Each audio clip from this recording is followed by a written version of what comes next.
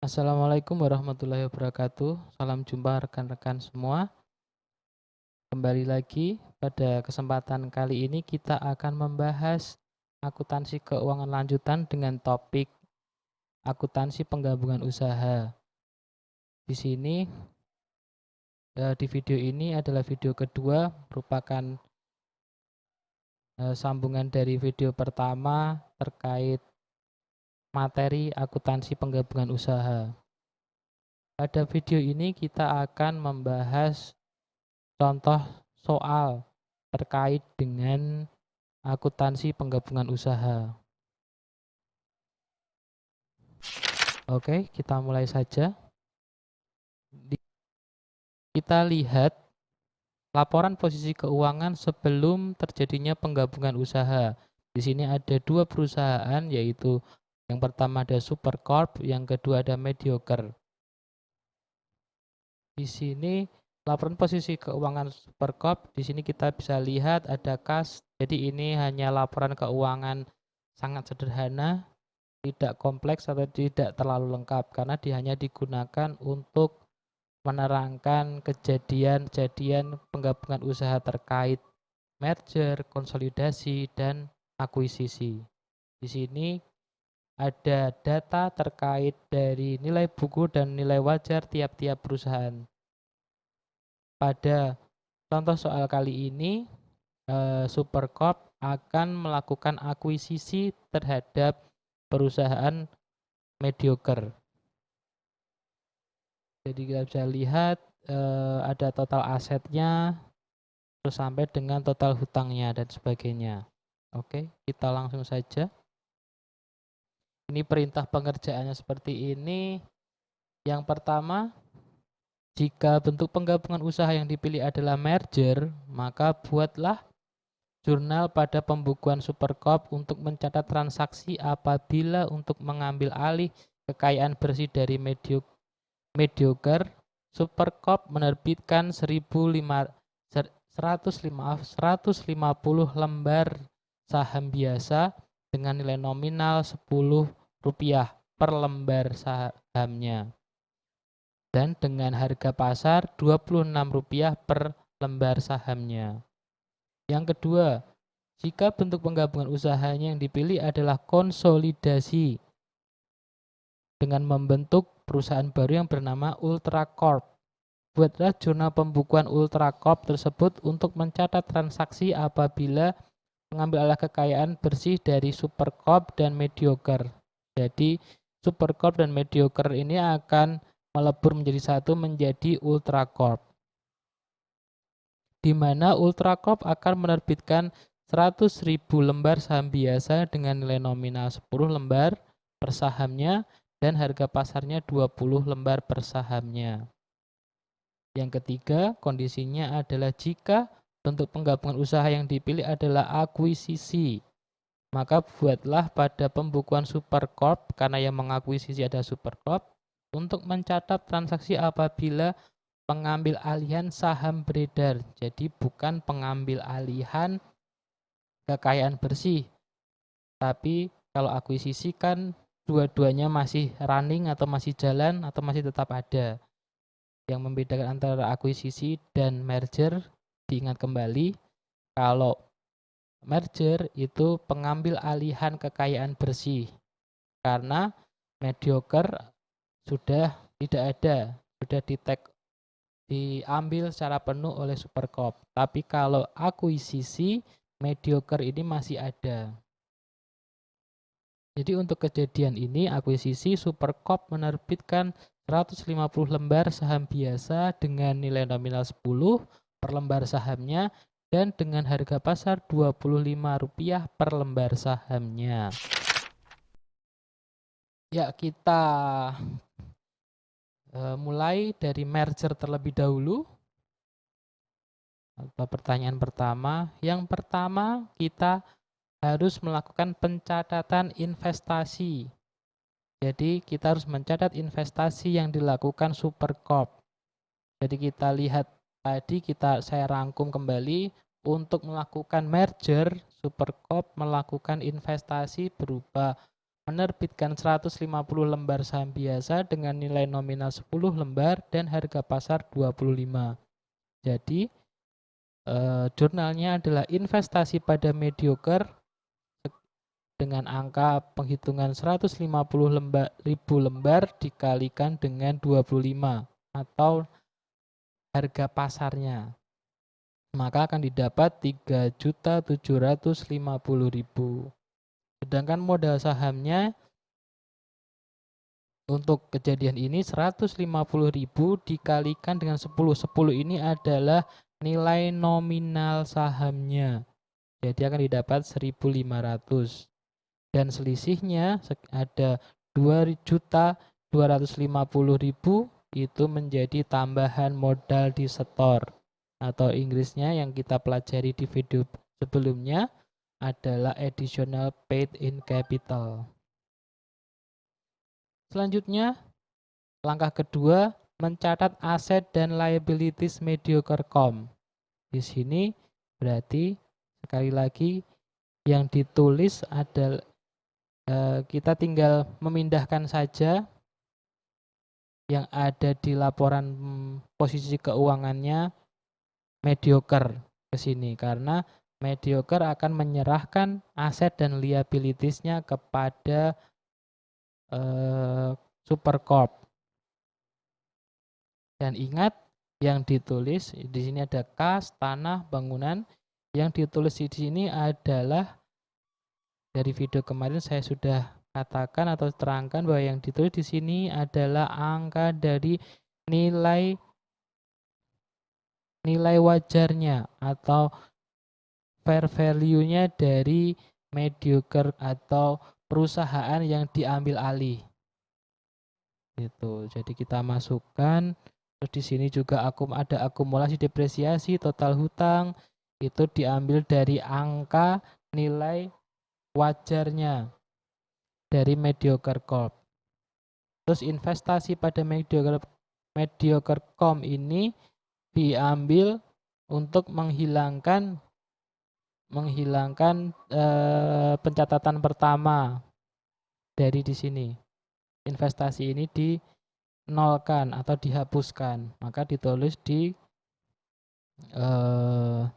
kredit seperti itu.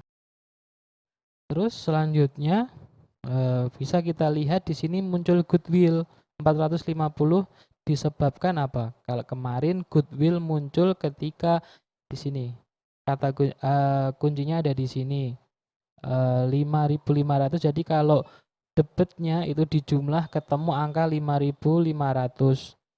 5.500.000. Maaf. Ada 5.500.000. Sedangkan di kreditnya kalau dijumlahkan semua itu ketemu angka 5.950, di mana dapat dilihat di kreditnya lebih besar daripada di debitnya. Oleh karena itu selisihnya akan masuk ke debit dengan nama goodwill seperti itu. Jadi ini sudah ada catatannya juga. Oke, selanjutnya kita akan membahas laporan posisi keuangan setelah penggabungan. Jadi tadi di sini posisinya mediocre company sudah dicaplok oleh Supercorp. Jadi kita sudah tidak akan membuat laporan posisi keuangan dari mediocre lagi. Yang kita bahas pada laporan posisi keuangan setelah penggabungan ini adalah laporan posisi keuangannya Supercorp. Di sini terdapat catatan, tambahkan nilai buku Supercorp dengan informasi jurnal pada jurnal nomor 1 dan 2. Jadi tambahkan nilai buku Supercorp sebelum penggabungan dengan informasi jurnal nomor 1 dan 2. Jika kita lihat lagi, untuk membuat laporan posisi keuangan setelah penggabungan, kita menggunakan nilai buku, bukan nilai wajarnya. Tapi ketika tadi melakukan investasi atau proses pengambil alihan aset, maka yang dilihat adalah nilai wajar. Nilai wajarnya nilai wajar atau nilai pasarnya. Di pasar itu dinilai berapa. Tapi ketika penggabungan atau melakukan laporan posisi keuangan konsolidasian awal, itu yang dilihat adalah nilai buku Supercorp-nya. Jangan melihat nilai wajarnya, tapi sekali lagi yang digunakan adalah nilai buku Supercorp atau perusahaan yang mengambil alih. Oke, dapat di sini juga dilihat catatannya, tambahkan nilai buku dengan informasi jurnal nomor 1 dan 2. Itu maksudnya seperti apa? Kita lihat bahwa kas tadi dapat dilihat lagi nanti bahwa kas sebelum penggabungan itu Supercorp sudah memiliki kas sebesar 3.500.000. Di nilai bukunya ada kas sebesar 3.500.000. Atau katakanlah Supercorp memiliki kas sebesar 3.500.000. Terus ditambahkan dengan kas yang dimiliki Mediocre. Ini kata-katanya jadi ceritanya seperti itu. Jadi pada saat pengambil alihan, Mediocre juga memiliki kas 2.700.000. Jadi kas setelah penggabungan maka 3.500.000 ditambahkan dengan 2.700.000 ketemu angka 6.200.000. Tanah sebelum penggabungan Supercorp sudah memiliki tanah sebesar 900.000, katakan seperti itu, dan tanah yang dimiliki Mediocre ada 700.000. Maka tanah setelah penggabungan 900 ditambah 700 berarti ketemu 1.600.000.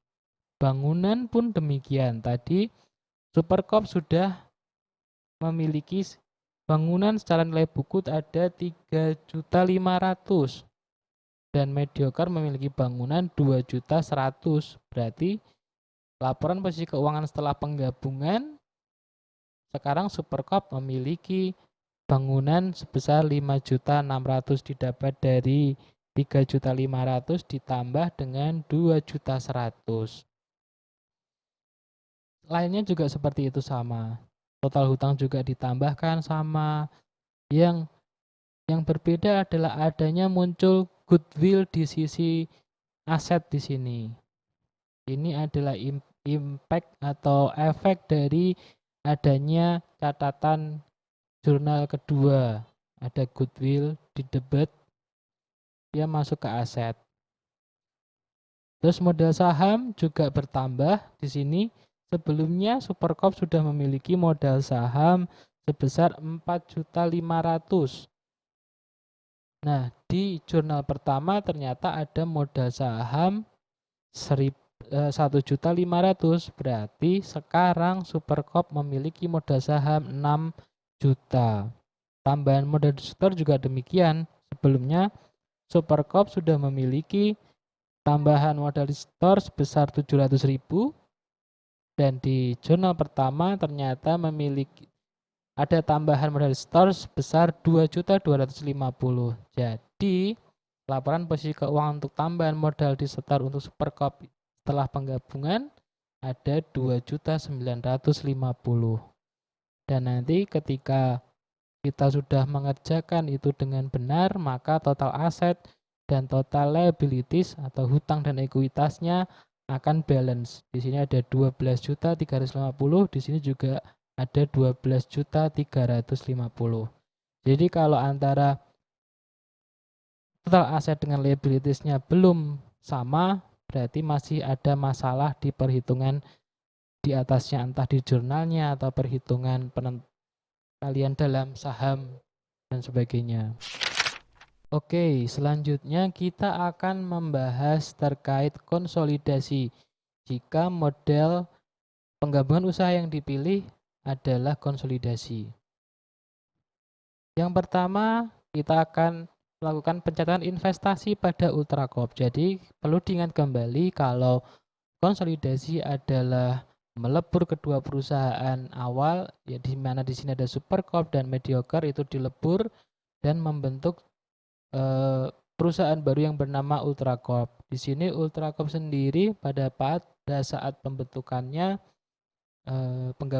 hasil penggabungannya itu menerbitkan saham 600.000 lembar saham biasa dengan nilai nominal 10 per lembar saham dengan harga pasar 20 per lembar. Jadi jurnal untuk mencari investasi pada Ultra Corp di sini ada investasi pada Ultra Corp di debit sebesar 600.000 dikalikan dengan harga pasar per lembarnya yaitu 20. Ketemu angka 12 juta. Modal sahamnya di sini didapat 600 dikali 10 yaitu lembar saham dikalikan dengan nilai nominal per lembarnya ketemu 6 juta. Dan dari situ didapat selisih 12 dikurangi 6 juta ketemu 6 juta. Ini selisihnya dinamakan dengan tambahan modal di store atau tadi kita sebut dengan additional paid in capital. Selanjutnya, langkah yang kedua adalah mencatat aset dan liabilities. Di sini aset dan liabilities yang dimaksud adalah catatan adalah aset dan liabilities dari Super Corp dan Mediocre Company. Jadi angka-angka di sini ada kas, tanah, bangunan, akumulasi depresiasi, total hutang. Ini angka-angka dari penjumlahan nilai wajar dari Super Corp dan nilai wajar dari Mediocre Company. Ya, jadi saya resume saja dari kas nilai wajar pada Super Corp itu memiliki kas 3 kasnya sebesar untuk Super Corp sebesar 3.900.000 sedangkan pada Mediocre Company ada 2.700.000. Maka kalau dijumlahkan ketemu angka 6.600.000. Untuk tanah sendiri Super Corp memiliki tanah secara nilai wajar tanah Super Corp ada 1.500.000 sedangkan Mediocre memiliki tanah dengan nilai wajar 700. Berarti 1.500.000 ditambah 700 ketemu 2.200.000 dan seterusnya. Untuk kas, tanah, bangunan, akumulasi depresiasi pada sisi liabilitas dan total hutang. Di sini investasi pada Ultra Corp adalah sekali lagi ini harusnya menggeser ke sana, geser ke sini. Ini adalah jurnal pembalik dari penghapus untuk nomor 1 di sini. Kita munculkan kembali tapi di kredit 12 sebesar 12 juta. Dan juga setelah kita hitung, setelah kita masukkan itu kas, tanah, bangunan kalau dijumlah ketemu angka 15.400.000 sedangkan akumulasi depresiasi, total hutang dan investasi kita jumlahkan ketemu 17.500. Di sini terdapat selisih 2.100.000 yang menjadi goodwill. Sekali lagi ingat, kalau lebih besar kreditnya akan menjadi goodwill. Jadi kalau lebih besar, sekali lagi kalau lebih besar kredit nanti akan muncul goodwill. Tapi kalau lebih besar debit nanti akan muncul laba negosiasi. Oke, selanjutnya ini kita akan masuk ke laporan posisi keuangan setelah penggabungan. Jadi Super Corp dan Mediocre sudah tidak ada lagi, maka laporan posisi keuangan yang akan kita bentuk adalah laporan posisinya Ultra Corp. Angka-angka ini didapat dari informasi pada jurnal nomor 1 dan nomor 2 dari section konsolidasi ini. Gampangnya dimasukkan saja semua jurnal yang sudah kita buat pada nomor 1 dan nomor 2 ini. Karena investasi ini ada di debit 12 juta, terus yang nomor 2 ada di kredit 12 juta, berarti otomatis tidak ada.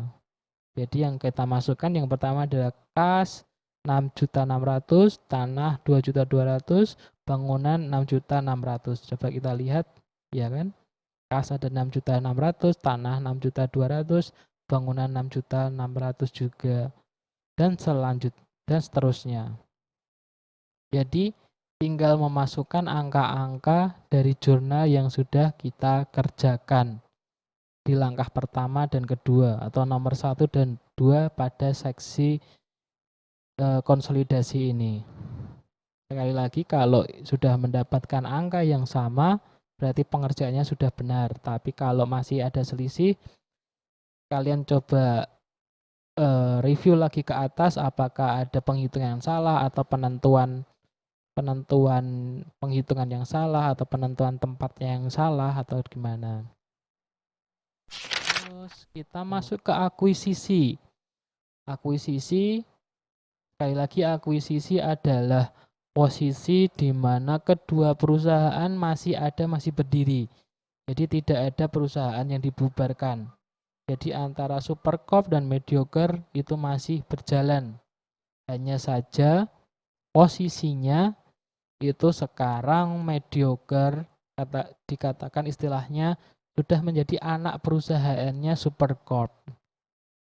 Jadi untuk langkah yang pertama adalah mencatat investasi pada Mediocre Corp. Ini adalah yang dilakukan Supercorp untuk mengambil alih mengakuisisi Mediocre. Dia Supercorp menerbitkan 150.000 lembar saham biasa dengan nilai nominal 100 dan harga pasar 25. Maka jurnalnya ya sama, berarti 150.000 dikalikan harga pasar, terus modal sahamnya 150.000 dikalikan nilai nominal, nanti selisihnya menjadi tambahan modal di store. Terus kita langsung ke tahap 3. Jadi tidak ada tahap kedua, karena tidak ada yang istilahnya penyerahan aset dan liabilitas kepada perusahaan pengakuisisi, karena kedua-duanya masih ada. Beda dengan merger yang Mediocre dibubarkan, maka kekayaan aset dan liabilitasnya Mediocre dipindahkan menjadi aset dan liabilitasnya Supercorp. Yang kedua, untuk konsolidasi, bahkan kedua-duanya hilang menjadi Ultra. Berarti ada penyerahan aset dan liabilitas baik dari Supercorp maupun Mediocre kepada perusahaan baru yang bernama Ultra. Tapi kalau modelnya akuisisi seperti ini, tidak ada yang namanya aliran penyerahan bersih aset dan liabilitas. Yang ada hanyalah ya seperti ini. Laporan keuangan Mediocre masih sama, tidak ada perubahan. Cuma statusnya tadi saya katakan dia sudah berubah menjadi anak perusahaan dari Supercorp. Yang terimpact dari atau mendapatkan efek dari kejadian ini adalah Supercorp yang melakukan pengambil alihan.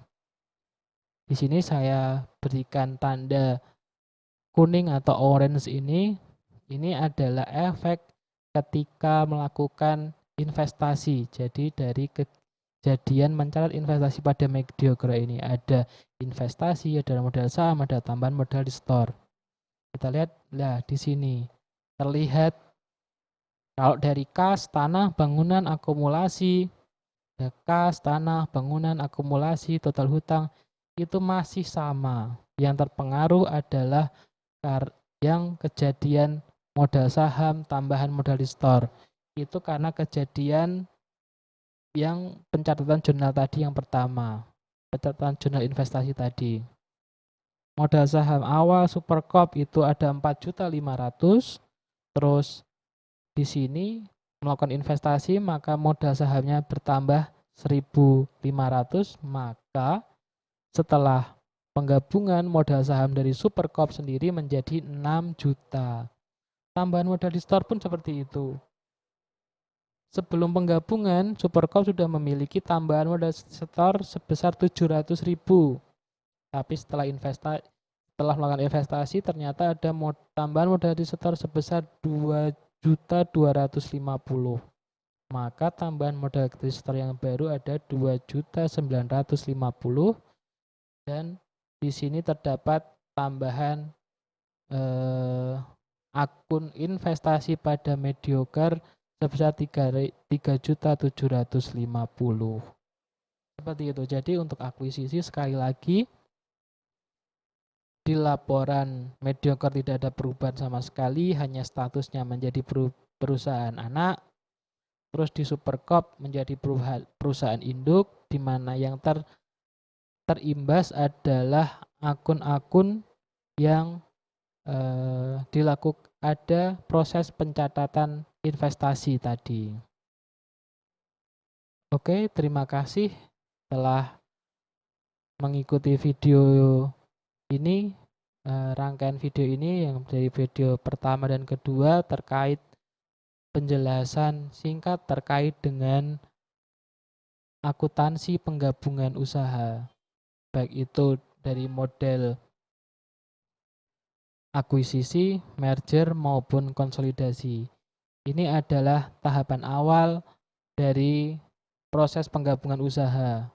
Jadi setelah ini nanti di topik 3 dan seterusnya kita akan membahas terkait pelaporan perusahaan setelah terjadinya penggabungan usaha. Jadi di akhir periode perusahaan harus melaporkan posisi keuangannya setelah bergabung. Jadi ini misalkan kejadian yang kita bahas ini adalah kejadian di bulan katakanlah Agustus dan di Desember, maka perusahaan-perusahaan ini harus melakukan laporan ke posisi keuangan atau yang kita sebut dengan laporan konsolidasian perusahaan. Tapi itu nanti kita akan bahas di topik lain dan di video lainnya. Terima kasih. Sampai bertemu di video pembelajaran yang lainnya. Wassalamualaikum warahmatullahi wabarakatuh.